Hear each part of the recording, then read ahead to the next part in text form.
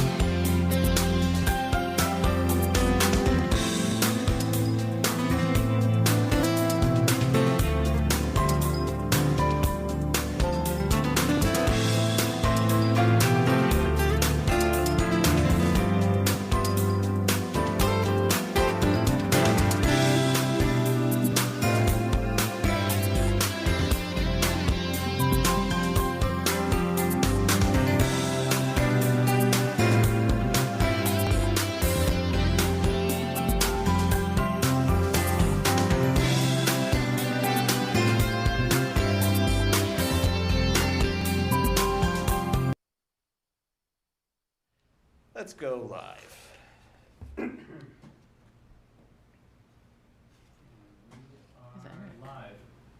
Perfect. Thank you. All right. That being said, pull up the agenda.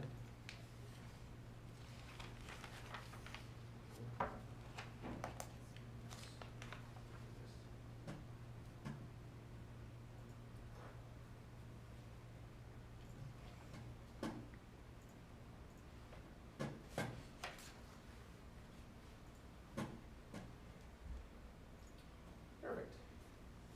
Okay. Good evening. Time being 6:40, I'd like to start the Master Plan Committee for September 27, 2023. Meeting will be held at Municipal Building, 3rd floor training room, 355 East Central Street, 6:30, now 6:40. A note to residents, all citizens are welcome to attend public board and committee meetings in person. The meetings will also be live streamed by Franklin TV and shown on Comcast 11 and Verizon Channel 29. Recordings of meetings are available on Franklin TV's Franklin Town Hall TV YouTube channel. Additionally, in an effort to maximize citizens' engagement opportunities, citizens will be able to continue to participate remotely via phone or Zoom. Link access to tonight's meeting is listed below, or copy the URL into your browser. Call-in phone number is 1-929-205-6099. That's 1-929-205-6099. Enter meeting ID 810-8720-0199 and then press pound. That's meeting ID 810-8720-0199. So tonight, the first thing on our agenda is subcommittee updates. I'll reach out first to Janelle. So just for the record, Janelle and Erin are out in Zoom land for tonight's meeting. So Janelle, just a subcommittee update. Hi, Glenn. Hi, ma'am. So our subcommittee, this little land use and zoning subcommittee, we last met on September 19th. And it was myself and Joe Halligan in person, Aaron Gallagher and Jen Williams via Zoom. And we had a productive meeting where we went through the the 2020 update to the implementation plan, and we use that as a guideline for our goals. And so we fleshed out those goals for a little bit. We have a bit of a draft that I'll put in the shared Google Drive for everybody to see. And then we also brainstormed on a list of items that we'd be looking, items of data that we'd be looking to get from the planning department and Beta and Barrett. So maybe we'll see some of that tonight. But also that's something that we started brainstorming, just thinking what would be useful pieces of reference for our committee. And then we also started a running list of stakeholders related to land use and zoning that we saw would be important to make sure we engage with during the process. That's excellent. Thank you, Janelle. Have you planned another meeting yet, or is that on your items of to-do? That's on our to-do list. We were aiming for opposite Mondays, opposite planning board meetings, and the planning board meetings keep moving around. So that's made scheduling a little bit challenging, but we'll try to get something nailed down for October, and then we'll map out those other Monday meetings throughout the rest of the year. Excellent. And next time I see you, I'll bring the zoning book. You guys even know we had this, but this is my copy of the zoning book for the town of Franklin. I'll give you guys, I'll give the subcommittee my copy to use if there's any relevant information that may be useful for your subcommittee. So, Joe has one. I'm sorry? I said gonna Joe say, has one. I'm sure Joe has it in his head. Joe's one. Joe's all the zones in his head. Bruce should have one too. Yeah, they should. It's in my head. Jen has one. Do we have other copies of this floating around, or? So we typically don't. didn't We think get them so. printed. What we like to do is get them printed once a year, because they don't.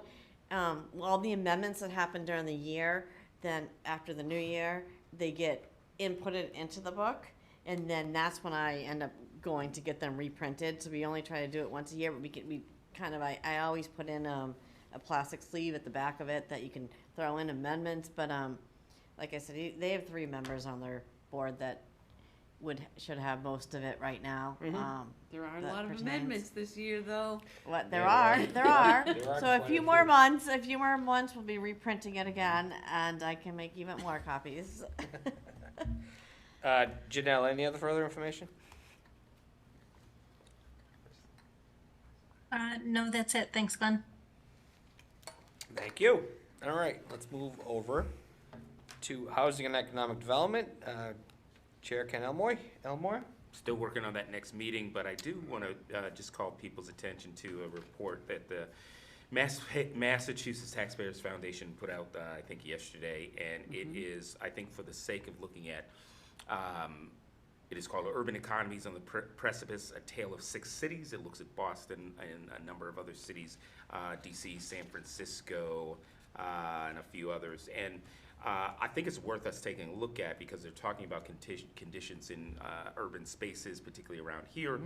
I know they paint doom and gloom for these cities, but I see in the report things that we should be thinking about as opportunities for Franklin. And I hate to put it that way, but that's really what it's about, particularly in this new world where, when I say new world, post-pandemic, also AI, where we're looking at how the region reacts to remote work and people living in the spaces where they work, and pressures to really think about things like housing, transportation, life science innovation, and an innovation economy that's happening more in the suburbs and rural spaces as well.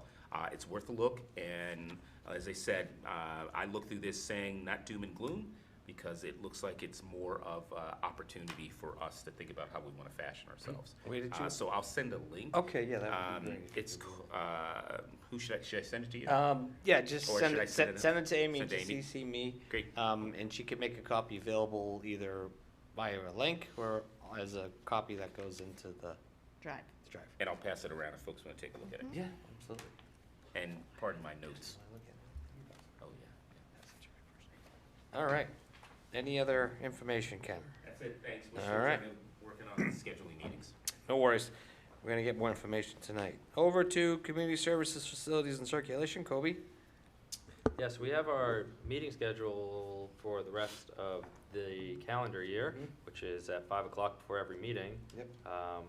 5 o'clock before this meeting. I failed to get the notice out 20 or 48 hours in advance. So we're going to be scheduling one before our next one, in between now and our next one, if possible, and then at 5 o'clock at every other one, and trying to get each of those to be set around topics and publish those topics as wisely and as widely and as quickly as we can. All right. And no worries about tonight, we understand. Sustainability, Gino? Yes, we met last week and continued reviewing sustainability issues, and we used the 2020 update of implementation. We also discussed a number of issues to be included in the survey, which Eric was kind enough to consolidate and put together and send it over to Amy, so we have some comments on the survey that we can incorporate. We have scheduled our next meeting for October 16th. October 16th? If that's a Monday, yes. Yep. Yep, that's what it was. Perfect. Write that down. And that leads us to Megan, who unfortunately at the moment is not here tonight. I haven't got word otherwise that she would be able No, I to. see it. And I'm here. Oh, was she here? Yeah. Oh, Yeah. my apologies, Megan. I didn't realize you were going to be. Sorry, and I was just on mute. I sent a text a little while ago saying I unfortunately had to be virtually tonight, so Oh, I am here. perfect. Well, update on the open space, historical resources, etc. Natural, cultural, historic resources. A very long name. Yeah, so we met last night for our last subcommittee meeting. We had a quick update on the OSRP, which for those of you who didn't see was adopted by the town council. So we are waiting on letters from DCR, and I'm going to forget where else Rico needs a letter from at the moment in order to have approval from the state for that to go forward. So we talked about a few more points for open space and recreation, but have decided that we're going to leave that until we have the actual state approval rather than trying to recreate things that we've then worked on if it needs adjustments from the state before it's approved. So we then went on to just start looking at the goals for natural, cultural, and historic resources to update what has already been met versus what is ongoing. Sort of the one point I wanted to bring up tonight was a point that came up about possible land use as well. So one of the objectives, just to jump into it, is objective 2.6, which says support artists in the community by providing affordable living, office, presentation, performance, and rehearsal space for artists and cultural organizations in Franklin. It was something that we talked about that might be considered for being added to town council goals, but then looking at land use and zoning, whether or not that's something that has crossed your paths of creating some sort of additional zoning in town that would support artists and art creation and music, et cetera. So I don't know if, Janelle, you have any sort of thoughts on that being included on your end as well. Janelle? Yeah, so in the 2013 master plan, there was a goal for land use and zoning and a bunch of objectives around different kinds of workforce housing. Yes. It doesn't call out artists or musician housing in particular, but we could definitely talk that through and see what that would take. Okay, because I think that was something that sort of came up and I guess had been in previous conversation as well about not necessarily, I mean, housing as well, but looking at sort of creative art space where it's zoned for people to be able to come in and do recording studios and creative maker sort of spaces. Yeah. And having some sort of process for that. It's something that might cross over into economic development as Yeah. well. Absolutely. Right. It's kind of an across-the-board type of thing. I think just to hopefully clarify what Megan and Mel and Rick and I talked about last night is this goal, as I mentioned to them last night, was partly put in because at the time we had the old printing press, Thompson Press, and one of the goals back then under economic development was to try to turn that place into an artist loft to kind of maybe attract not low income, but a low rent or low cost place for artists and other types of people to have a space to do their rehearsals or to do their art or whatever. Unfortunately, that idea doesn't work because the Thompson Press got changed into housing, which is a good thing.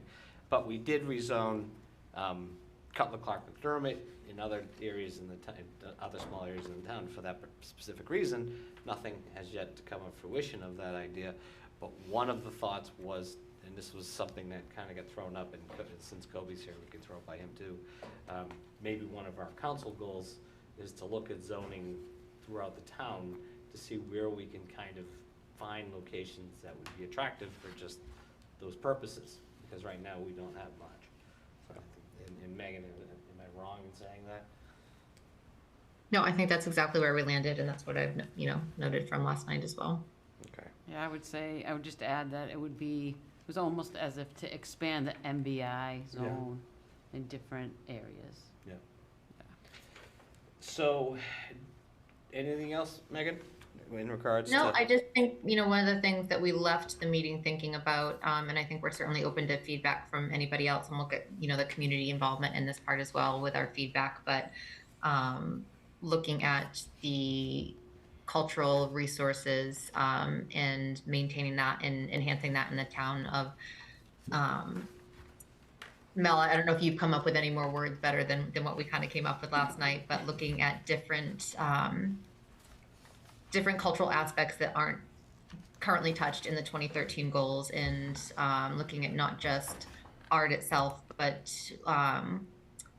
for example, the festival where we had so many different cultures that came together on the common, celebrating so many different things, and nothing really touching on the inclusivity of additional cultures and how we celebrate those within town is really included in the 2013 plan. So we want to look at how we can actually include those going forward and where we put that in our goals. I think you said it right, Meg. Thanks. I've been thinking more about how to word it correctly, and I'm still not there yet, but we're making progress. Yeah. I mean, it's So, also to include all peoples that lived here, live now and lived earlier, and that was Brika Lai mentioned indigenous peoples, and I think we need to include that as well in all of our plans. Absolutely.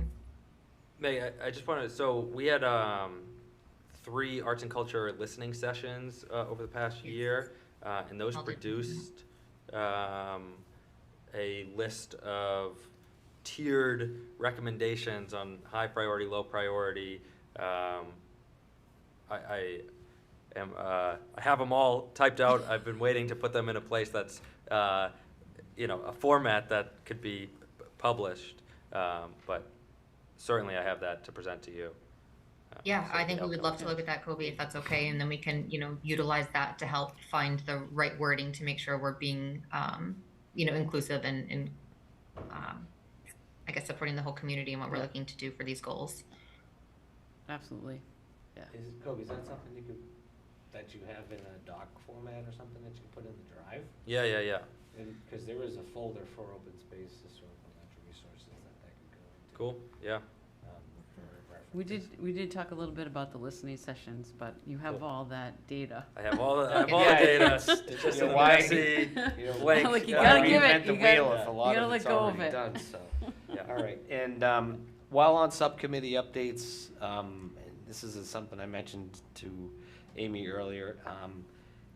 I had some in-depth questions, but to the subcommittee chairs, if your subcommittees have specific questions, throw them into a bulleted email shoot them off to Amy and Brian, so hopefully they can get those, they'll get back to you with whatever questions you may have.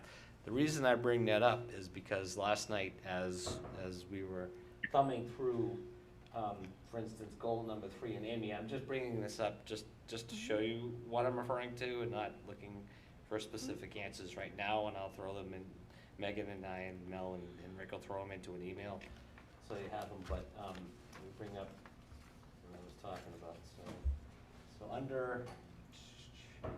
under these objectives, for instance, we were looking at goal number 3, and there are many things under goal number 3, and this is under natural, cultural, historical resources, that, like, for instance, integrate the database into the town's geographic information system, and it says on hold. Make an online comprehensive database of historical resources, educational references, material, etc. And that says on hold. So there's a few things on here, like for instance, inventory, the community resources and structures built before 1930. And it's just, as far as an implementation thing goes, it's blank. So that kind of brought up the question of, like, why is so many of goal number 3 in this kind of left undone?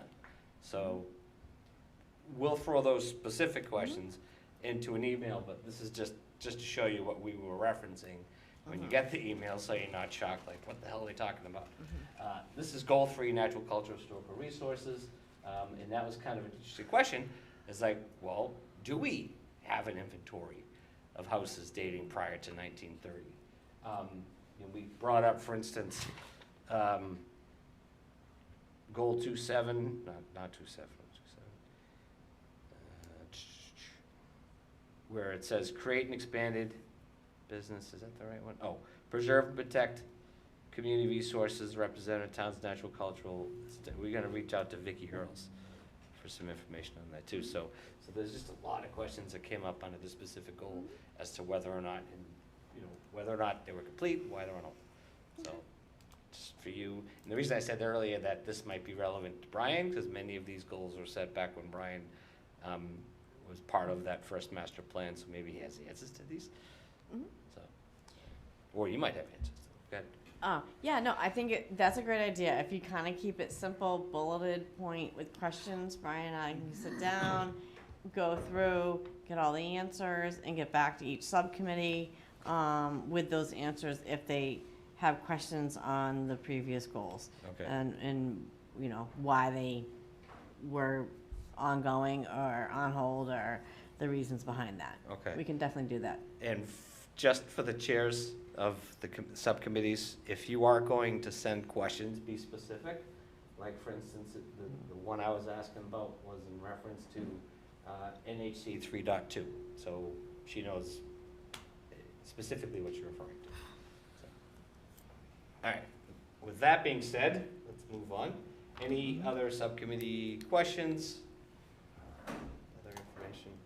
All right. Then let's move on to the next agenda. Beta and Barrett are here for an update. We've all been looking forward to having Beta and Barrett come up and talk with us. They're on Zoom tonight. Pull it up. There it is. So, Jill, how are you tonight, ma'am? Doing well. It's great to be here. Good to Good have to see you. everyone. Joining me tonight from Beta Group is Emily Farmer. And I'm here to give an overview of what we've been up to and primarily give the key takeaways on information that we've gained from the informational interviews that we conducted over the course of 7+ days in August and September. Through maybe a dozen interview sessions with close to 20 people, comprising mostly of town staff, some committee members, some board members. And the subject matter aligns with the subcommittees.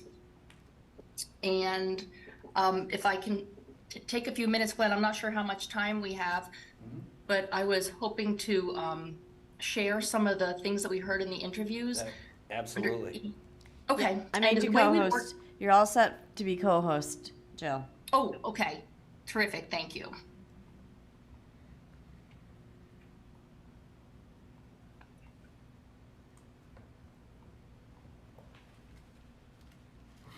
Okay, can you see the slide? Yes. Yes. Okay. Okay. So we have finished the interviews that we had set up. We reached out to Amy and Brian and asked for a few additional ones to be set up, and they worked with us on that. If after tonight or as we go along, if the committee feels as if there's other people in town, in departments or boards, committees that we should be talking to, please let us know, and we'd be happy to do that. Otherwise, work is ongoing, compiling the draft inventory and assessment report documenting existing conditions. Okay, so our outreach summary from the interviews and the takeaways are listed here on the slide, but I'll speak a little bit more, in depth to each one.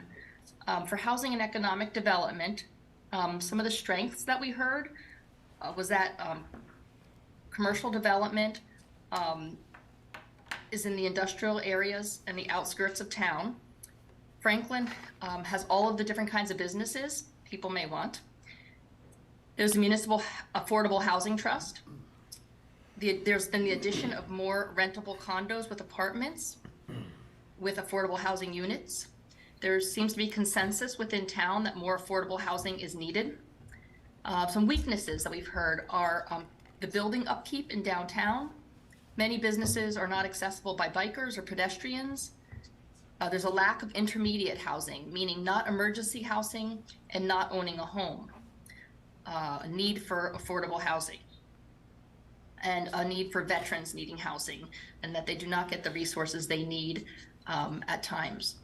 Opportunities, small businesses, investment, downtown revamp or revitalization, maker spaces to incubate businesses. That came up for potentially buildings that are no longer used, like potentially the school building. Another opportunity that we heard was potential for redevelopment at the brownfield sites. There's an opportunity to create intermediate housing, more 40R development, MassWorks grant attainment, and Franklin for All downtown rezoning. Some challenges and threats that we heard were balancing space for development with parking issues, need fully certified kitchens to open bakery or cookery businesses, homelessness, areas for parking in downtown Franklin, Rockland Trust owned property and its large amount of unused impermeable space, and the elderly and veterans facing evictions due to rising costs. Some wishes. We always like to ask in the interviews if there was a magic wand and you could wave it, what would people like to see if there was no limitations? One wish was compact neighborhoods with a diversity of housing types that are walkable and close to amenities, services, arts, and culture. Some additional facts that we gained in the interviews was that the food pantry just got relocated and can help feed the homeless population. And 10% of CPA funds go toward affordable housing projects. Under the category of land use and zoning, strengths, Franklin is a CPA community. And from what we have heard, seems to be, doing a great job in a short amount of time with the funding. That's the Community Preservation Act, Community Preservation Committee. Redevelopment in industrial parks was thought to be a strength, and having Chapter 61 lands. Weaknesses, maintenance of some trails or areas of open space is needed. Recent suburban sprawl. Some opportunities, 2 newly developed properties that can create opportunities in several realms of planning. Collaboration with Native community, donation of parcels of land to mend relations, revitalizing previous Superfund or brownfield sites, create a new definition in the zoning bylaw for mixed-use development. Some challenges and threats are winter sidewalk snow removal bylaw and no local historic preservation overlay district. For transportation and circulation, some strengths were the DPW maintenance and organization is a strength of the town. A weakness is Washington and Grove Street intersection and Washington Street in general. The number one concern of the public is traffic, and that was from a survey. Opportunities, just installed a new street light at Washington Street and Grove Street. So I don't know if that helped the weakness of that intersection. Challenges and threats, the downtown MBTA station accessibility, dramatic increases in traffic and daytime traffic in the past several years, and every day there are traffic crashes. A wish was that there would be more regionalization efforts, such as bus transportation for seniors. All right, under public facilities and community services, the strengths, the fire department, police department, veteran services. Weaknesses, tech for schools. Seems like the tech department is wonderful and very strong. I think there was concerns about how to keep it funded going forward with the different needs, demands, changes of technology for students, teachers, along the lines of Chromebooks, smart boards, and everything else that makes schools accessible and up to date. They said there's some broadband issues on the north side of town. The police station's too small for current staffing. Housing for elderly and disabled veterans. Opportunities, local businesses hosting classes for town for community engagement, fostering additional partnerships with organizations for more community support, and some challenges and threats. Some space needs for information technology, staffing for public health, mental health, opioid crisis, and funding. The wishes were battery storage and municipal facilities for backup power, more and larger gathering spaces for residents to meet and foster social connections and hold events. The longest call response times for fire department exist on the north side of town. A future idea may be to add a more northern fire station and an in-town training center. And we learned that a recent survey revealed the #1 issue for the public is traffic concerns. There are crash calls every day on certain intersections. Seem to be the main issues. Okay, under the umbrella of sustainability. We ask sustainability questions in every interview, being that it's cross-cutting, as many of these topics are. The overarching strengths were the residential building codes have been changed for sustainability in recent years. Power for the water department functions comes from solar. The town facilities are in good shape for internal sustainability. The next step would be entirely new buildings. No impactful flooding issues that folks were aware of in town. I don't think there were any weaknesses that we gleaned under sustainability, but more so opportunities. The town could revisit its own real estate holdings and look at redevelopment opportunities. The promotion of climate change, biodiversity, to keep wildlife at a sustained level. For agriculture, there was a desire for sustainability when it comes to buying local products and growing food within the community, including community gardens and permaculture. The garden club for local produce, more bike kiosks for less car traffic and usage, and electric vehicle charging stations. Challenges and threats. Need a more efficient and financially sustainable school technology methodology. Find people sustainable housing. The fund is not large enough that it can really help with the housing situation. That there are calls to the police and fire for traffic, mental health, drugs. They have hired a clinician for drug and mental health issues and are hiring another. There's not a lot of homelessness calls, a few per year. Okay, open space, recreation, natural, cultural, and historic resources. Strengths, the Charles River watershed is part of Franklin. There are beavers. Local products at the popular farmers market. The open space and recreation plan, updated this year. Recreation is mostly ADA accessible. Much of the open space land is protected in perpetuity. There's agricultural lands that consist of dairy and fruit farms. There's collaboration within the town. One example is the library has a story trail at Delcart. There's recreational facilities are well used. We heard that pickleball is on the rise and there's an interest in cricket as well in addition to the traditional sports and activities. Town is rich in history, was seen as a great strength. That Franklin has a cultural designation, is just one of 55 in Massachusetts. And the Cultural District Committee has a great collaboration and partnerships with other groups, organizations, and committees in town. For opportunities, there's newly acquired CPA lands. Work with the DCR or the Charles River Watershed Association to create an accessible viewing site at the Riverbend site. There's opportunities to create more signage for accurate navigation of facilities.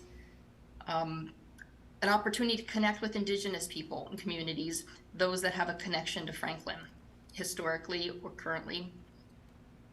That was touched upon earlier. A strategic plan for arts, culture, history, determine the resources and the blueprint for leadership and identify opportunities. Build an educational and heritage tourism base, public library and schools. Challenges and threats. The future of PFAS treatment may be necessary according to the EPA decisions. The sewer and water department have a stream of projects to replace aging infrastructure in the next 5 years. Just like we had beavers as a strength, beavers is also a challenge and a threat. Invasive species that affect biodiversity surrounding open space and water bodies. Another challenge is finding the connection to the Native American population, Indigenous people, that is part of Franklin's history. Another challenge is endangered species such as box turtles are rarely sighted in town. And the town is having difficulty controlling the invasive species populations. Capacity constraints were seen as a challenge for time, resources, and staffing. And an opportunity was seen as Dean College does a lot for the community. There's an outstanding president, student internship programs, and partnerships. I don't know. Maybe it wasn't Dean related. It might have just been Biden. I know. They're really excited. Sorry, Jill. Go ahead. I hope Mr. Elmore is still on. He's right He here. is. He's glowing. Hiding under the desk. So that's the overview. Can I ask her a question? Yep. I'd be happy. I don't know if I could answer questions, but Emily and I are happy to listen to your reactions to that. And if there's just grand pieces that we haven't heard, again, we're doing existing conditions inventory right now. This, what I just read, is kind of will lead us down the road as you also do community engagement to kind of key in to where the community would like to see itself in 10 years. This is like a beginning glimpse for us. As we continue to document the existing conditions to kind of see where the opportunities are going to be, what the key issues are and the opportunities, which is also a part of building the plan. Jill, thank you for that update. We do have a few questions. I'm going to start. Melanie Hamblin has a question. Thank you, Glenn. Jill, was wondering, I think I missed something. I was just asking for clarification. You mentioned about a sidewalk snow removal bylaw. And was that a threat because we didn't have one, or there was it was around the transportation and walkability section? Yes, I actually have it under the land use and zoning. So because the bylaw would be under zoning, so I actually don't know if you currently have one, but maybe somebody in the room does. But if not, we can look that up. Well, no, I mean, we know we don't, but I was just wondering if it was in the challenge and threat section of your descriptions of what you found out, or if it was in the positive part. That's all. I missed if it was in the challenge. Yeah, and threat. I actually read it as in the challenge and threats, Okay. and so it sounds to me like it's more of an opportunity. Okay. All right. Thank you for that. Yes, of course. Thank you. Yep. All right. Ken Elmore has a question for you, Jill. Yes. Well, to the chair, will we receive a copy of this? I was going to ask the same question. So, he doesn't have any Jill, the question volume. is, will we That's be the only people receiving with their microphones. a copy That's him. of what you just read to us? That's him. Either Yes, I know directly- that was a tremendous amount of information, so we can provide that to Amy and Brian to distribute to you, Glenn, for the committee. Yes, that would be great. If you could provide that, that would be helpful. Just Sure. shoot an email to Amy, she'll post it, and she'll let the members know that it's available for them to read. Will do. Thank you very much. Does anyone else on this committee have any questions? Kobe has a question. Yeah, thank you for that. The main one, were you able to connect with any students or really anyone under the age of 35? Kobe, that's a great question. No, we were not. And let's get back to that. But one other thing I want to say, the overarching, everybody we talked to on these interviews is so positive, and so grateful to be part of the town of Franklin, which was really cool. And Emily will agree to that. When we gave them this magic wand for 3 things, they were just like, we're so grateful to work here. This town is great. We love our, facilities. Even though I mentioned some things about facilities, that was not the feel we got. Most people were very happy with what they had. Of course, sometimes there's staffing pressures, facility things, but it was great. So that was like sort of the overarching thing, was a lot of positive energy, a lot of pride in what seems to be a very proactive town to a lot of issues that communities are facing, not only in Massachusetts, but nationwide, and a lot of thoughtfulness as to, what would Franklin like to look like 10 years from now to continue to keep it kind of, on the forefront of being a nice place for people to live. So Kobe, getting back to the question of, did we talk with anybody younger or student? No, we have not. And so that might be a hole of outreach that either the committee should cover or that we should. And we'd be happy to do that if you think it's something we should do. I would happy to help connect. We have student governments at both Dean and the high school, as a starting place. But I'll defer to the thank chair you. on that. No, actually, I do agree with Kobe. I'm actually currently looking at the list of interview requests. According to the number listed here is approximately 63 or 64 people. Am I correct? Is that how many you interviewed, John? No, we interviewed probably around 20 people. Oh, 20, okay, because I see about 60 some odd people listed on this interview request list. On the But request, You had mhm. about 20 people. All right, because just about everything that you've read off sounded familiar, almost something we've heard from our departments and our department heads during relative presentations that we've had at the council. You mentioned specifically traffic as being one of our major problems in the community, specifically places like Dunkin' Donuts. And that's kind of feedback we've had from many of our staff here. I do agree with Kobe in the sense that it'd be nice if we could extend the demographics a little bit, maybe to high school level, you thinking? Or high school through college? Because we do, through Dean, would it be possible to maybe get some feedback from Dean students as well? Would it be relevant? Actually, that's a good question. Would Dean's students' input have much relevance towards interviewing?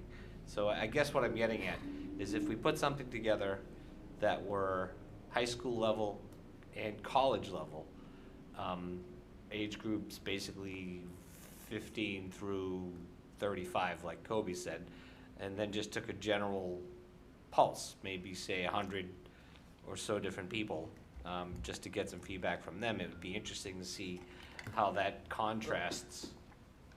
Am I in the wrong? I guess I would just say that this is an interview, not a survey. Right.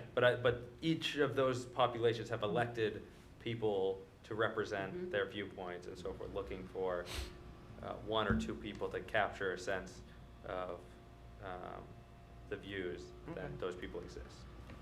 Yeah, and I think the views for, in terms of the interview and the framework of Yep. what we call the SWOT, the strength, weaknesses, opportunities, and threats, which sometimes we change the T to a C, challenges.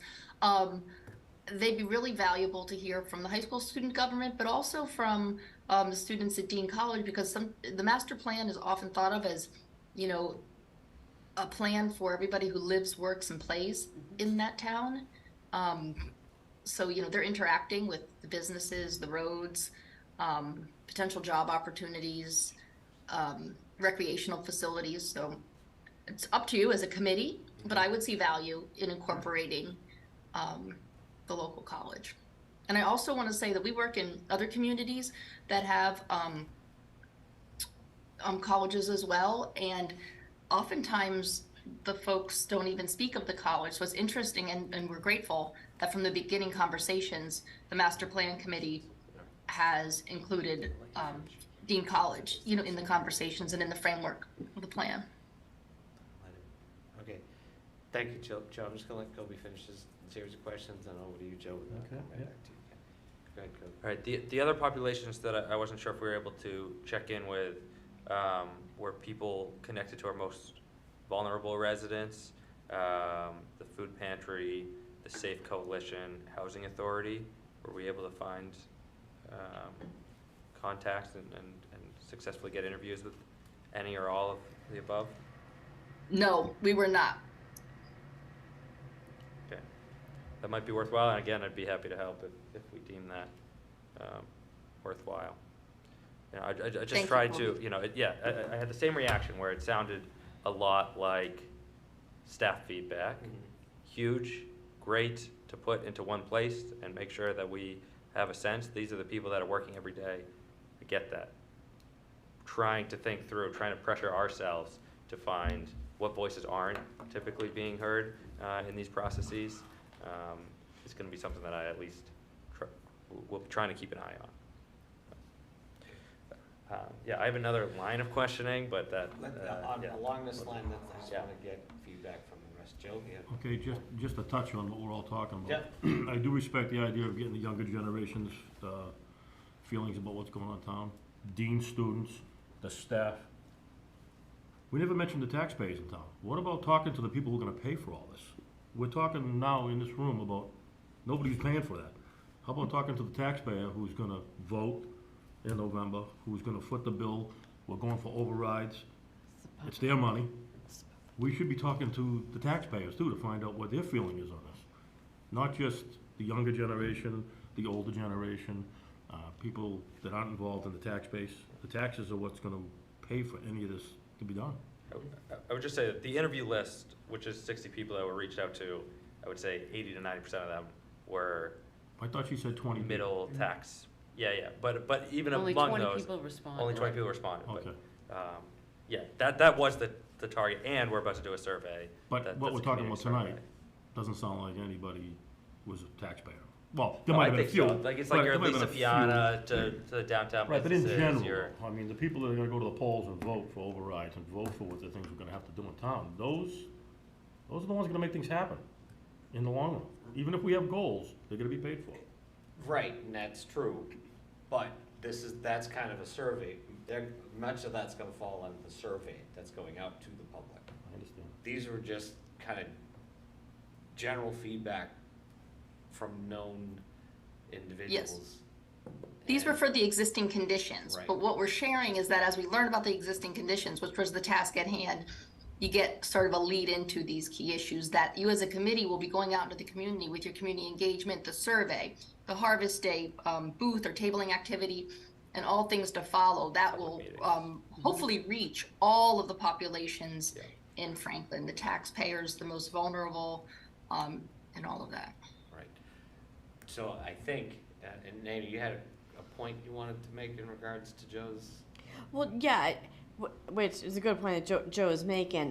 That what Beta is just sharing tonight is like, really just the beginning. We're just tipping the iceberg of the whole master plan update. So, there's many phases of getting through the master plan. So this is finding the inventory. What do we have right now? Then we are definitely going to go out to the taxpayers, and we are definitely going to go do the survey, have the public hearings, communicate with all our taxpayers. They're going to get to look at the objectives and the goals that this committee creates, and they're going to get to have the feedback on that. And as you mentioned, like, do they want an override? Do they want to see this stuff happen? And it's exactly what you were saying, Joe. We're going to get to that point. We're just not at that point because we're just at the beginning of updating the master plan. Thank you, Amy. You all set, Joe? Well, I'd like to speak a little bit of, I could let someone else speak, but maybe we get back to the traffic on that. Okay, we can double back to the traffic. Ken, you had a point you wanted to? Yeah, I was just gonna say, more to Joe's point as well. I'd recommend, certainly if we do some things with some students at the college, that we really think about a group interview, and also maybe even honing in on perhaps those students from Franklin, or those students from Massachusetts, those kinds of things. I would try to hone it in a little bit to have a bit more of an informed group of students who would do it, as opposed to just students writ large. Or, you know, the student representatives have a very different advocacy agenda that may not give us what we're looking for in terms of that long-range commitment to Massachusetts and Franklin as a part of it. So, you know, I'd love to, again, suggest a group, but also suggest that we, that I work with my staff to maybe hone in a little more specifically about people who've probably got a bit more of an interest long-term around Franklin. Jill, quick question. With this list of interviewees that you have here, in the questions that you asked, would it be too much trouble to add in a few more people to the same set of questions and just kind of add that to your data list? Or would that kind of change things too much? No, that would be fine. Okay. Because if, Colby, you want to provide some names for, say, high school, or even Yeah, I have. I'm happy to do it again. names, Yeah. to put it on her list, and she can reach out to them and hopefully get an interview with them. And Ken, if you have a list from Dean, or if you want to accumulate a list from Dean that we can kind of add to Jill's list of people to interview, she can, you know, get a little bit more of a blend.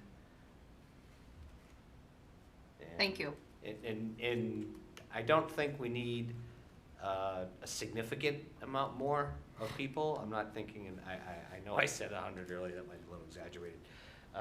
But if you can think of like a half a dozen or so people that may be useful for her to interview, and if you can think of like the same on the other side.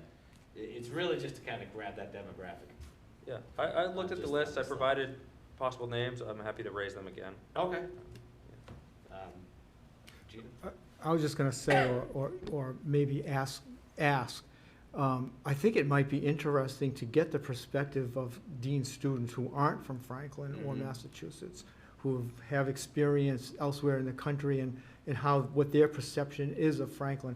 And while they may not have a long-term investment in the town, similar students like them will be following them, and, you know, it could help us respond to what they think are problems or issues or needs. So, I don't know, just throw that out. Amy, do you think, I mean, do you think we're kind of going down a rabbit hole? I mean, they're allowed to respond to the survey, right? I think we're confusing like interview with survey, right? Like we want to get our survey to everyone, including Dean students, including taxpayers, including young people, including old people, and, you know, everyone. Right. We want to be at and welcome everyone to our public hearings and community engagement.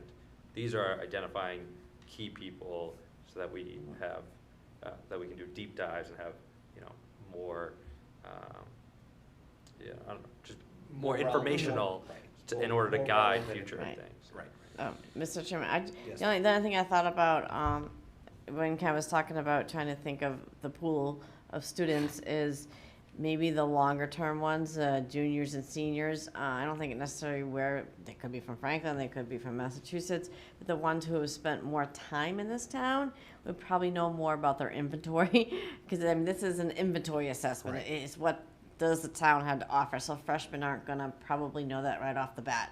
So I'm thinking just more of your juniors and seniors, wherever they're from. Like they come a couple out of state, maybe a couple in state, a mix could work on And something that would be like some that. interesting that would know. feedback. It would be. I'd be curious to wonder what somebody from Ohio, or actually, one of the students that I met through my son was from Japan. Mhm. You know, and that kind of feedback would be interesting, granted he's a freshman. But it would be nice if we had maybe even a foreign student or somebody from out of town, kind of looking back in the town, having been here for 4 years, giving us some feedback on the inventory. That'd be some useful information in my book too. Glenn, there's hands up on Zoom. All set. All set. All right. Same. This is still. We're still on the topic of the inventory request list and interviews. Megan, you have a question? Thanks, Glenn. Just something else I wanted to second Kobe's opinion on getting some of our groups in that work with underserved populations in to get some feedback from them. And then just thinking as well where we might be looking at the growth of our downtown economy is one of our big goals. I know our survey going out to our residents will be important, but what about pulling in a couple small businesses in town to get their feedback, as the owners may not be specific residents, so wouldn't be then filling out the surveys, but getting feedback on, what brought them to Franklin for their small business, what works for them, their feedback there.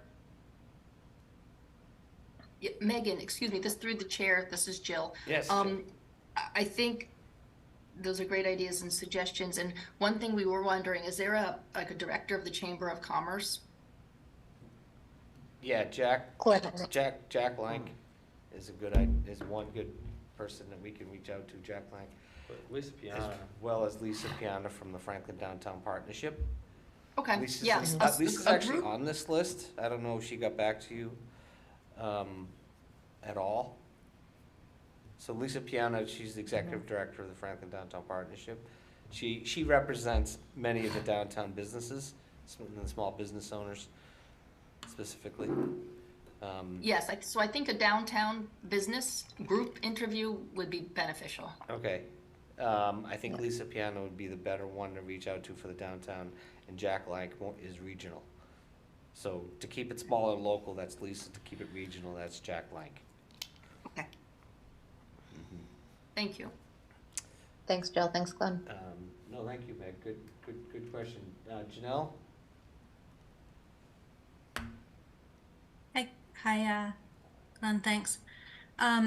So just a clarifying question. Are we setting up suggested groups for focus groups for during our process, or this is just more people to ask the same SWOT analysis questions of?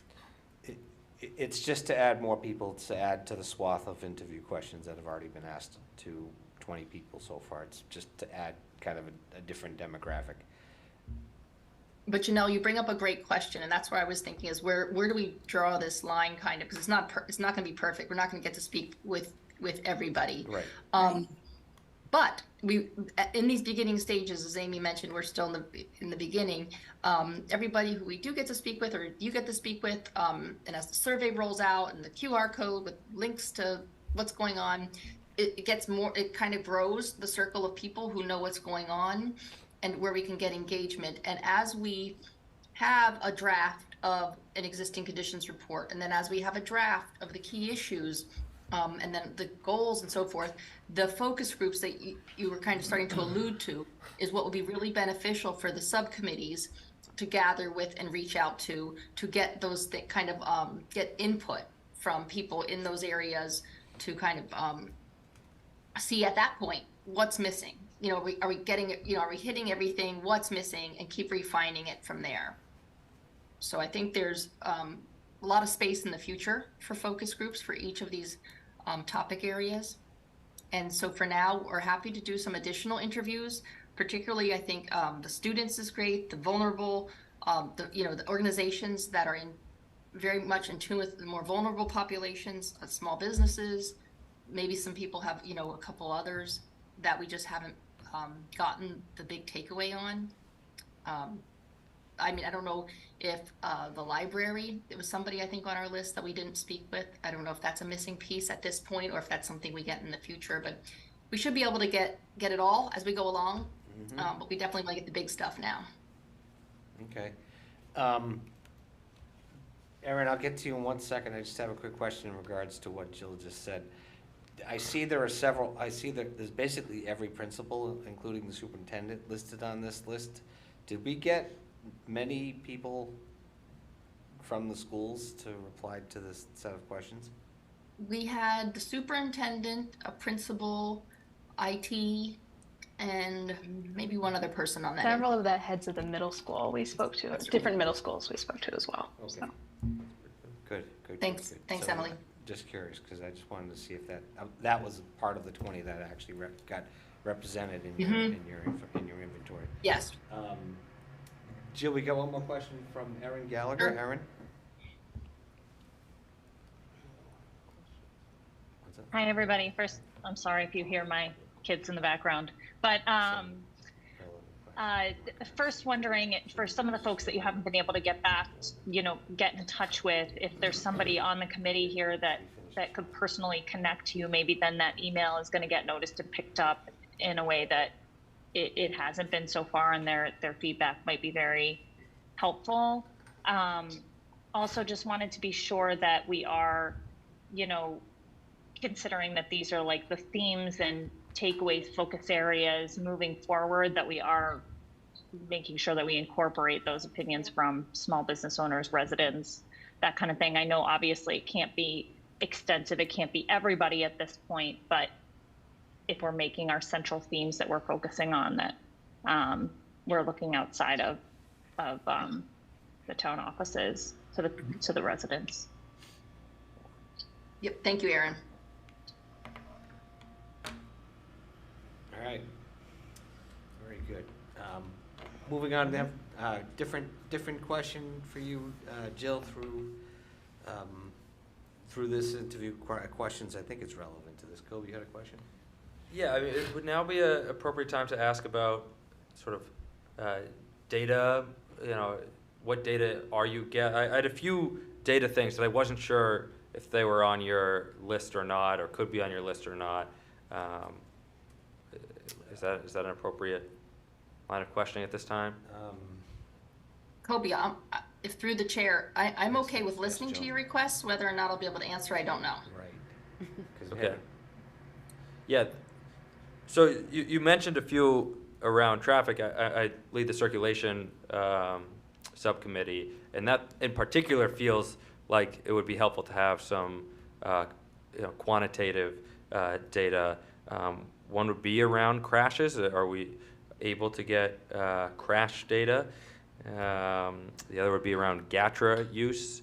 Are we able to get start and stops and frequency of GATRA use, or sort of just other traffic data from the town? Or is that on your?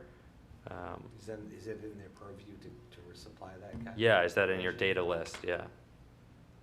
Sure, I can speak to that.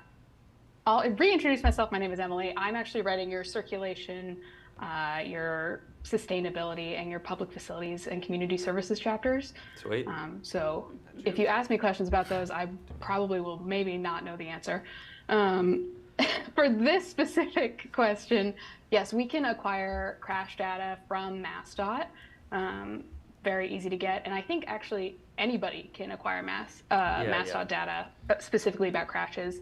GATRA, my plan was to reach out to somebody at GATRA to get any more specific data, but we do have their route and stop information pretty readily available. It would be nice to talk to some riders, but my plan for that was to go through GATRA unless you have another source that you had in mind. Yeah, I guess the question is more, am I finding that data on my own, or are you trying to find it first? Are you harvesting We'll find this it data? first. Okay. Yeah, we'll do the harvesting and then come to you if we are at a loss. or if we think that there's something else that the town could provide more specific to what we can find. That's awesome. Okay. Thank you. So with that question, and I think this is kind of a common question that many of the subcommittees has, is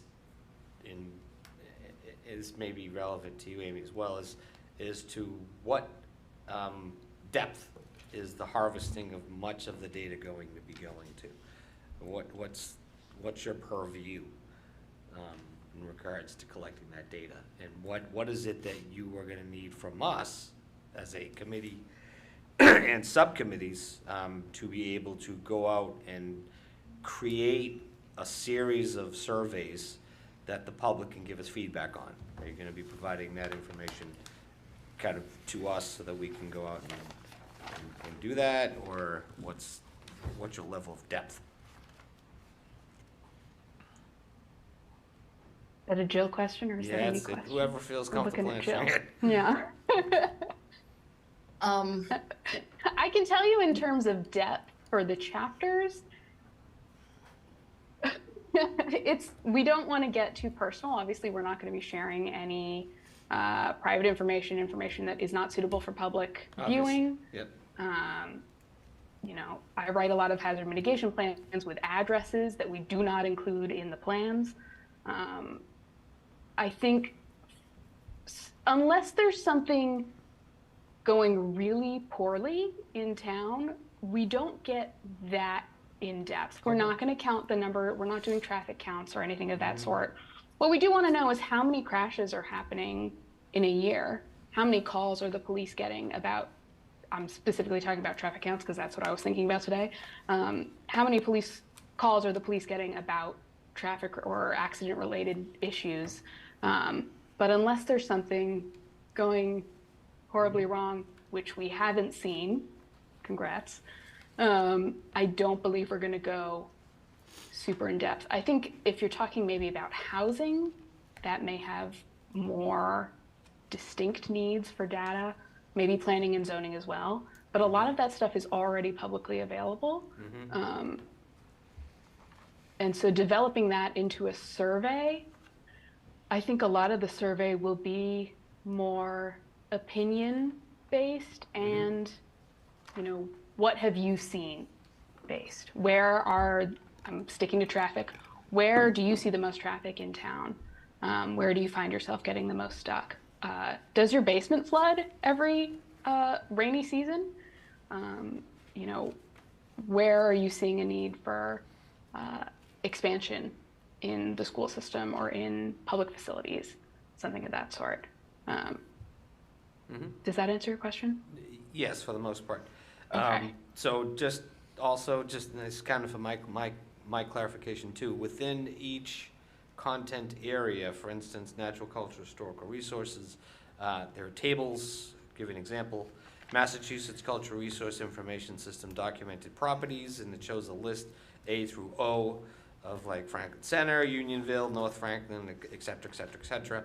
The tables and much of the data that was from previous plan, are you going to be basically regenerating these data tables as well as these lists? Or Yeah. I think also we're going to be referencing, like you said, there's a lot of planning that has already been done. Correct.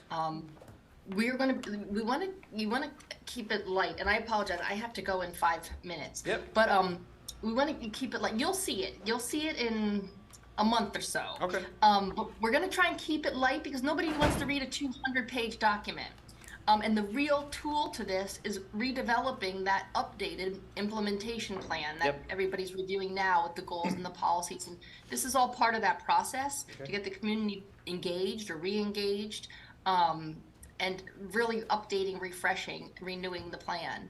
But it doesn't need to have tables that are duplicative when we can reference it from somewhere else, and maybe provide a summary sentence of what was important about that data. Yeah, we certainly don't need any duplicity. That's we don't. Okay. We don't need to. A lot of We don't work's need to already reinvent been the done. wheel for Right. any sense whatsoever. Absolutely. Right. Again, like So- stated, this is an update. But what's interesting to note is, as I'll just use the open space historical recreation as an example, as we were going through the implementation part of the objectives that were listed there, some of them say ongoing, some of them say nothing, and there is an interesting part of going through those and seeing what's been done, what hasn't been done, who's done them, or who's doing them, and kind of figure out, okay, are they even necessary? Do we need to even readdress these, and figure out, or if they're not being addressed, why aren't they being addressed? Yes, and I'm sure as a committee and as a community, there'll be maybe some new things that have come to the forefront that Hopefully. maybe weren't as much in the forefront 10 years ago. So that will be Hopefully. incorporated too. Yeah, I think obviously the economy, and inflation and everything else is gonna play into many people's feedback in regards to future goals, that's for certain. Yeah. Okay, Joe, one last question, then she has to Well, it's go. not just a question, it's actually a fact. Okay. And it relates to Sure. what Toby was talking about as far as traffic and crashes.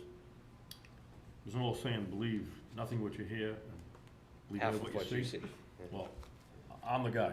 I do the 24-hour towing in Franklin. I do all the police tows and crashes in Franklin. 8 to 10 years ago, we were towing 65 cars a month. We're down to 30 a month. Cars are smarter, they stop quicker. Drunk driving is down to almost nothing. But there are a lot more little teeny fender benders in traffic, which I'm also lucky enough to own an auto body shop in Franklin, where 9 out of 10 of those people come to me to have it fixed. What do you think the biggest problem is?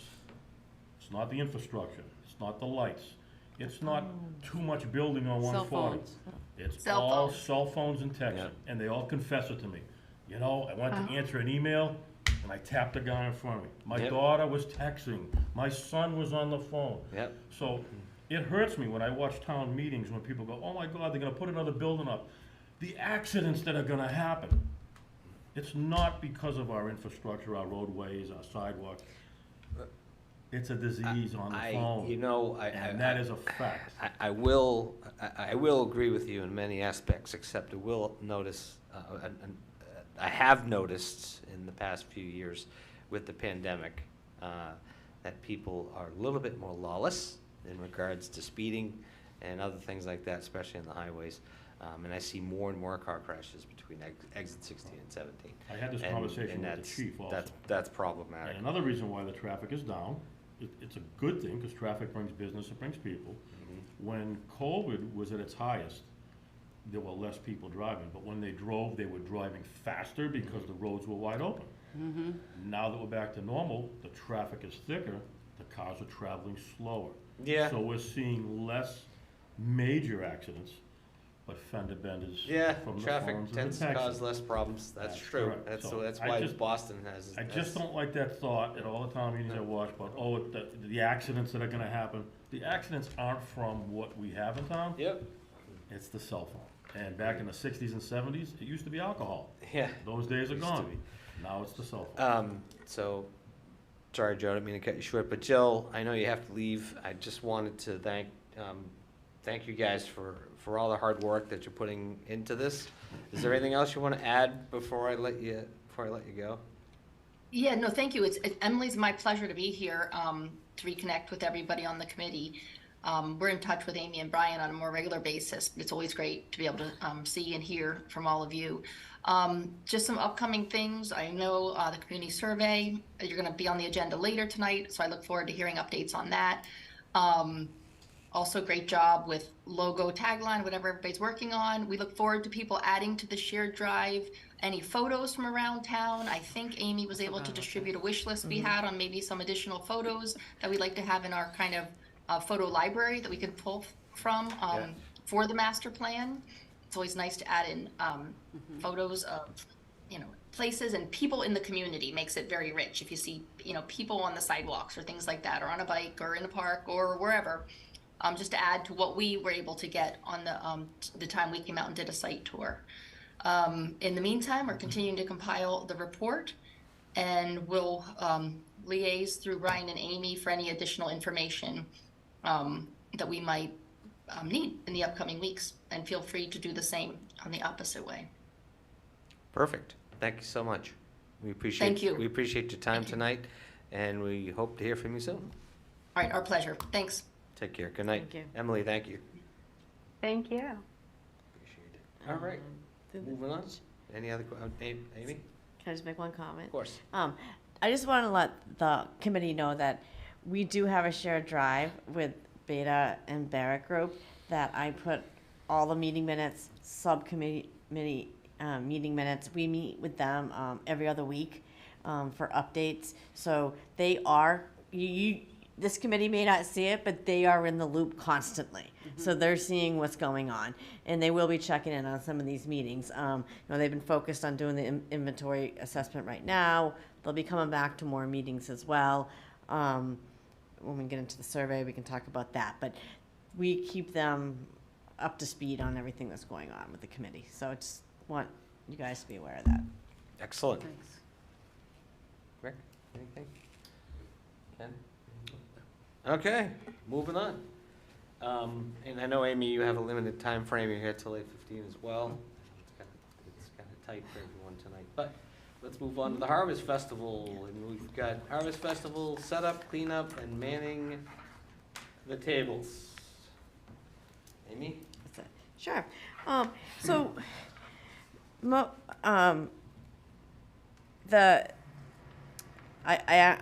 be away this weekend, so I won't be there. But there'll be a table available. There'll be chairs there. There'll be a tent. I have printed out the brochures that Mel made for the committee, so that'll be available. I printed out the sustainability. There's going to be two Thank you. whiteboard. There's going to be two giant, I don't want to say the foam boards that we're going to have permanent markers. I wanted the committee to come up that day, what do you love about Franklin? What needs to be improved in Franklin? And a whole bunch of Sharpies that anyone can come up and write it down. And then the only thing I ask, we'll have a big bin there for the whole committee. I don't know if anybody wants to bring a tablecloth. Sometimes when we did it for Franklin for All, I had a bunch of candy. Yeah. Because that always attracts people. A little basket of candy. I know there was talk about a gift card offer for the email, to collect the email addresses, but it's totally up to the committee if they want to do that or not, but we can still collect, email addresses as well when we're there. And then it's just simply just putting everything together. It'll all get picked up, and it'll end up back at my office for me to collate and put it all together. So it's just trying to make sure someone's there, whether you're there for an hour, 2 hours, to answer any questions at the table. The committee wants to do a little sign-up genius, they can. Or just talk amongst yourselves on who's going to be available, just to be there to answer any questions for the committee. All right. Along that question, I think what I'm going to do now is throw it out to the committee and just get kind of a general consensus on who might be available for that day. I know I'll be there pretty much from setup until sundown. And I'll do my best to stay at the booth, but I'll probably walk around, of course, occasionally to check things out. But who feels they may be able to contribute some time on Saturday? I can. Gino, Mel, Ken, Rick, Kobe? I have my own table. That's true, but you can represent both. I'm always representing the mass. There you go. Okay. Meg, Janelle, and Erin? They also have their own tables. Yeah, we'll be at the Sorry. table. Erin and I will be over there, but we'll be at table 9 over by the little shop of olive oil. If anyone, we're happy to still obviously talk master plan. If people want to, direct people over to us, we're happy to have the conversations. Amy, through the chair, can I ask a question as well? Yes. Email collection, are we doing that just as a handwritten document? Is there going to be a QR code for people to submit their email addresses? So right now, I was just going to have it on a clipboard. We do have the QR code to go to the website, which they could I guess, email any of the committee members and give them their email address. I don't think we don't have anything on our master plan website to sign. You can sign up directly on the town website. So when that pops up and says sign up, and you can check all the boxes, one of Right. them is the I saw master that. plan. So they have that option already. I was just gonna have a clipboard for anybody who walks by that's willing to give their email out, that didn't do that on the website. Okay. I just wondering if it might be easy to have a QR code, even if it's just right to the town website, so that It's I on know the a lot of pamphlet. It's on the flyer. It's on the flyer. It's on the flyer, Meg. So we have, Okay, we printed the Perfect. flyer to be handed out at the booth, so it's on the flyer. perfect. But then, thank you. Janelle or Erin, anything to add? Questions in regards to the Harvest Fest? Well, I know that you had sent out a survey link earlier, so I was wondering whether that was going to be Yes. something that was live Yep. already. We're gonna talk about the draft survey as soon as we talk about the Harvest Festival. Yeah. Okay, then, no, just that I'm very sorry I can't come by the booth, but I have two, so, that are fortunately next to each other. No, that's okay. Not a worries. Joe? Are we gonna have a gift card? Is that gonna be set up? Amy, do we have enough time to put it I mean, together? if anyone wants to bring one, they're more than welcome to put a gift card together. It's not something that DPCD can support, but if somebody wants to bring one to the booth and I mean, make up, I can't be think. there that weekend. Yeah. But I certainly This would weekend. donate 3 $100 gift certificates, Sure. if you can make that work. Would that be a Yeah. conflict of interest? What's the gift certificates to? Shed, Bellagio Salon, and Starbucks.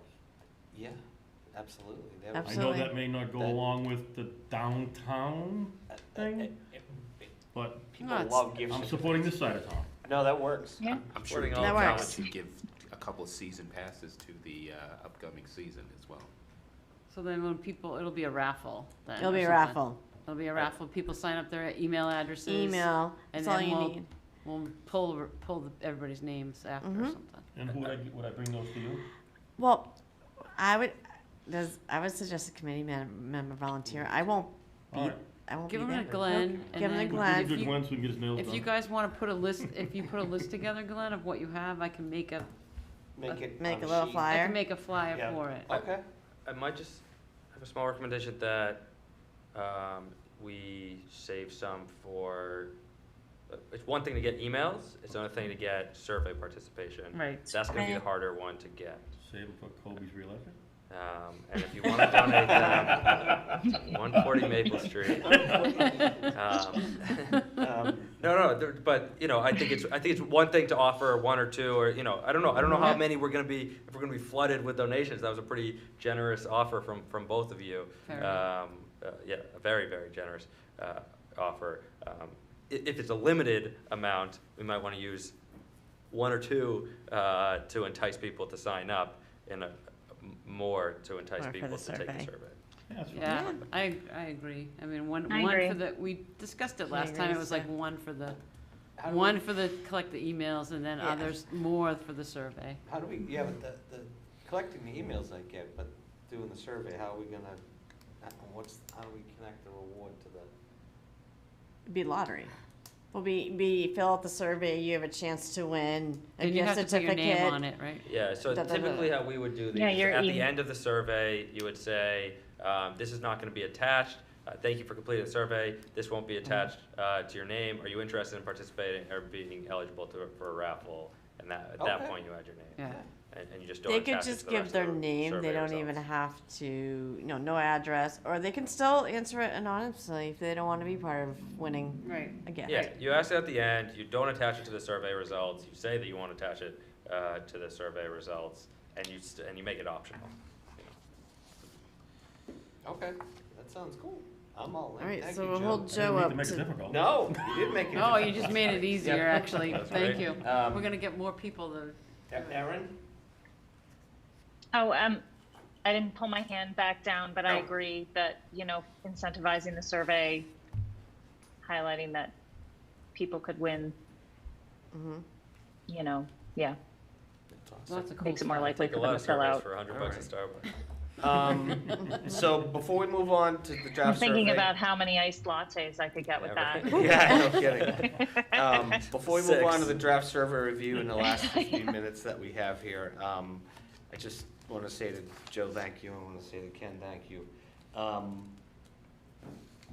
I do agree with the fact that the generous donations that you guys are willing to make on behalf of the Master Plan Committee, it would be nice if we could kind of spread those out in I think maybe 2 on Saturday, and then use them for other things. Not for the cause. Or one, I don't know. Yeah. I think one just for the emails. That would make it easy, One for the Yeah. emails and one for the survey. No, there Well, would 4 be for the survey. 4 for the survey. Yeah. 4 for the survey? 3 for the survey. He said It's hard 3. to get people to take a survey. Okay. Yeah, I would think we need more cool thing. I mean, there's cool things there, so. Okay. We can, the kickback is that with the survey, they have to provide their email to be entered Right, into the raffle, the raffle. right. Right, So that's probably the majority you're gonna get. and we'll get more then. Yeah. Okay, cool. All right. Moving on, Amy, for the last roughly 14 minutes or so that we have, before you have to leave, the draft survey review, I can actually bring that up on the board for everyone to see. We have that up here.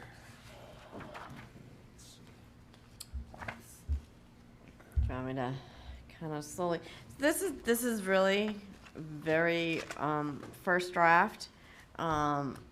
Just keep in mind that as we put the survey together, it's a very broad overview. I took information that Barrett Group had done previous surveys, that they had given me some samples. I also grabbed some samples from other towns that have had success with the survey.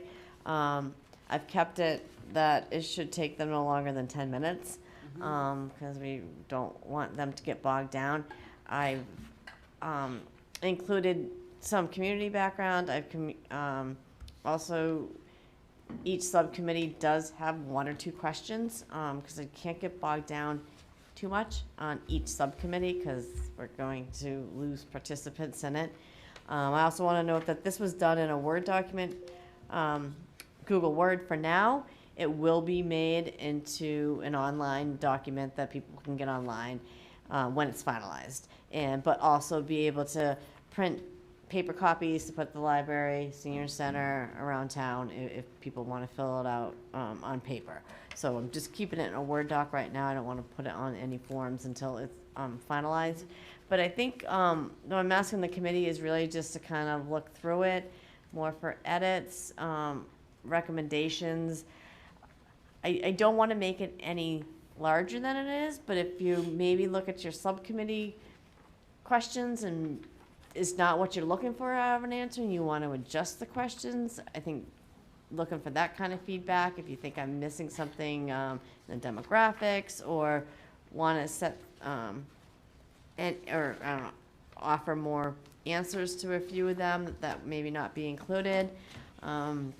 So any type of feedback, but just keep in the back of your mind, this is a very broad survey. It's not to get down deep into things. That'll come down to when subcommittees move on with their objectives and goals. But So as you can see, Janelle's already started making some suggested changes to the document. So if you are familiar with how to use Google Docs or Google Doc in this case, feel free to go in like Janelle did and make suggestions like that, typical of all categories. Or if you want, shoot an email to Amy or Brian, Amy and Brian. yeah, make it With whatever question bullet. you have in regards to. bullet lists with either a recommendation, Right. a change. So whatever you feel most comfortable with in regards to giving feedback. One more thing through the chair. once we kind of get this down towards a final document, that's when Barrett will take a quick look at it, and they're not really, they were not scoped out to do the survey, so that was part of DPCD and the committee doing the survey, but they're more than willing to take a look at it, so before the final draft goes out, they're gonna take a quick overview of it. I wanted to get this committee's feedback first before I go to Barrett to take a look at it, but, so they'll be taking a little peek at it too. Kobe.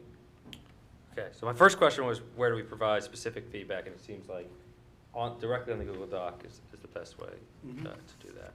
I have broad feedback or considerations. Again, as someone who's put together, first of all, so hard to do to put together these surveys, and so I commend you for even attempting it and putting together a strong survey. A few I started to go through individually, and then I tried to pull out the big things. One is asking people more about their experience, right? What are your experiences? Where do you struggle on certain things? Where do you enjoy certain things? As opposed to asking them to prescribe outcomes, right?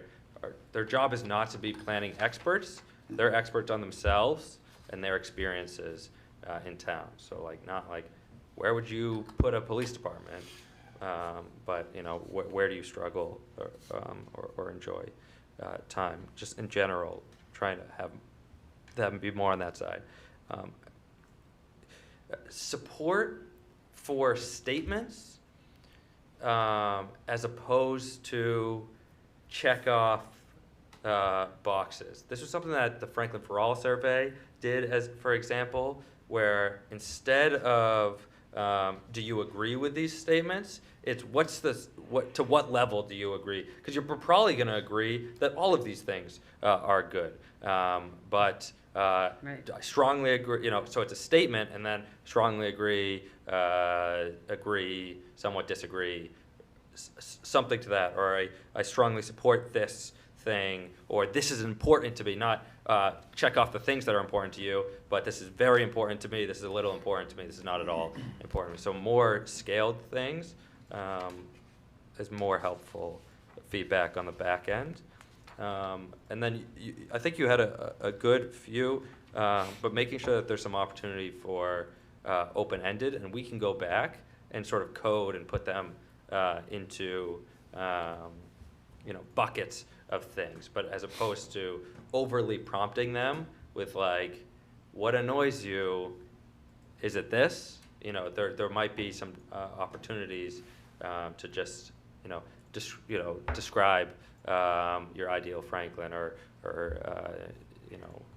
what's your favorite thing about Franklin, or list three things, or something that is a little more open-ended. So those are the one. A little more toward experience than as opposed to prescription. A little more toward scaled support for statements as opposed to just questions, and some opportunities for open-ended. And I can make those more specific if needed, but or even provide some more thoughts. But that was my high level. All right. Anyone else? Joe? When the survey is complete and we get all the results, how seriously are we going to take the results to implement into what we're going to do? Because I just have this feeling we're going to get a survey back that says no more housing, no more building, we don't want anything, we like it the way it is, don't do anything. Then why are we here? What are we doing? And I think 9 out of 10 people are going to respond that way on a survey. Which is why we don't want to ask those questions, and I do think that there's a risk of some of these where it's going to be like, are you mad at this? Yes, and that's just not helpful to us, right? We're trying to identify, within a small scope where the priorities are, and not asking them for the priorities, but rather just asking them to tell us the strength at which they support certain statements, and then we get to, en masse aggregate those and pull out. Because you're exactly right. We're trying to avoid asking questions that we're just is it actually going to be helpful to us? And then the survey's complete, and then the public comes out and says, listen, we gave you what we want, and now you're going the other way. So it's kind of And I thought the Franklin for All did that very well, right? It didn't say, do you like housing? It said, here are the things. And even in those statements, it was something like, would you be in favor of improved walkability at the expense of ease of parking, or something like that? And people would say, yeah, I actually would, you know, as opposed to, you know, do you need more parking? You know, which would have then said yes. Well, maybe to your idea, do you support more affordable housing? Agree, strongly agree, don't agree. Right. Maybe there's a happy medium in between it, not just, no, forget it, don't want it. But It's a tough thing to do. It all depends on who, that's why we want more people to fill out the. Time out. It's okay. I get everyone's point, because there's like Kobe was saying, everyone's been saying, there's a million different ways to write a survey. I think this is a good start, though. Just- It's opening the door. Just by way of example, here's one question that I thought was really, really interesting. This is the town of Dover's master plan. This is a survey that they put together, and this is kind of the format that they use. Let me pull it up for you on the board. So, like for instance, here it says rank in order of importance each of the following library services, and then they gave a list of things: books, expanding hours, meeting space, media, online, et cetera, and then it gives, you know, from 1 to 8, you know, how important are books and periodicals to people. You know, 73% of people said nothing, that books and periodicals don't really do much for me, you know? So there's like, you can set up a question. That's the most important. Oh, is it most, or is it least? I'm sorry, all right, I had it backwards. So, That's a book. books and periodicals. Gotta read it right. Books and periodicals are, in fact, you know, the most important thing to them. Expanded hours, not so important, but, you know, this is one of the ways that we can word some of these questions. This is on a That's scale exactly of, what Kobe said. That's exactly what he said. right, but what I'm getting at is we can give them what to choose from. And this list right here is kind of where the argument comes in, is it's like, okay, do you agree that books and peripherals are important? I think you're gonna find every town's gonna agree that books and periodicals are important. It's not really a yes or no question, but this is an interesting way of doing it. So they also have yes or no questions. You know, are ticks and or Lyme disease inhibited use in open space? Yes or no question. That was an in-depth survey. You know, Yeah, that's a bit much. Yeah. it's I think really- 3 but minutes is enough it- time for a right. survey. How do you feel I about the actually did that pothole? survey I was when gonna I was say, working for Dover. Dover sounds like you. Quite a lot. Gino's fault. You know, and how important, and this is the sustainability question, how important are issues or energy efficiency and energy conservation in your town? Important, you know, very important, somewhat important, not important at all, you know, that's kind of an odd question. Go to number 37, Kobe, you like that one. 37, would you favor more sidewalks outside of the No. town center? Yeah, and then the majority said no. That is Dover. So, you know, I Yes, it's actually had to privately draft a funded. policy that discouraged sidewalks. It was so difficult to do because it was totally against my Yeah, personal exactly. beliefs. so, anyways, you know, I was looking at this as one of the templates, you know, ideas to pull some of these survey questions off of, and these are these types of format for questions 39, should Can the be town attract used- more businesses to the downtown? you know, No. can be used. Yeah, I would say for a variety of different Yeah, sorts of let's use that one. with all due respect, I would, you know, say those questions are asking people to prescribe a solution to a problem which is not in their role, right? We just want them to tell us their values and their experiences, and we get to look at those Right. and talk to planning experts and say, well, what is the best way to improve these things? right? Perfect. Right. If people care about reducing traffic, they might not know how to reduce traffic. Coffee shops, no. So, Restaurants, no. Ken, we're running short on time because unfortunately our illustrious planner has to leave for the night, but, Ken, you have a question? Just through the chair, Amy, how are we gonna distribute these again?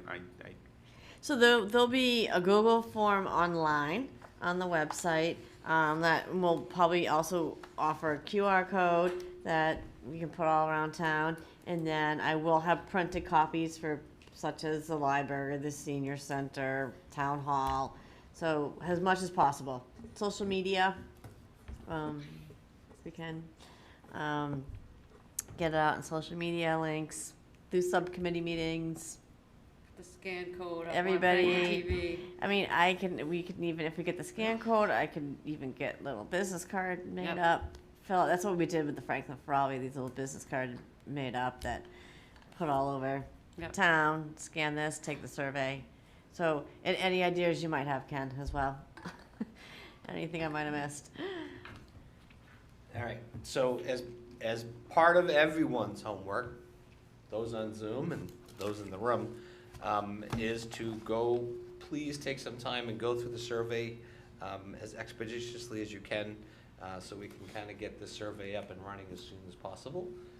So please take some time between now and our next meeting, if not sooner, to jump online, look at the survey, come back with some feedback, either make some feedback directly on the document through Google, or shoot an email to Amy with your feedback, so we can get this get the ball rolling on this. Other than that, that's just about everything that covers our agenda for the night. Does anyone have any other? Erin, Megan, Janelle, any last thoughts or comments before we call it a night? None here. Nothing on my end. Thanks, Glenn. Alrighty. Nope, either. On that note, I need a motion. Motion to adjourn?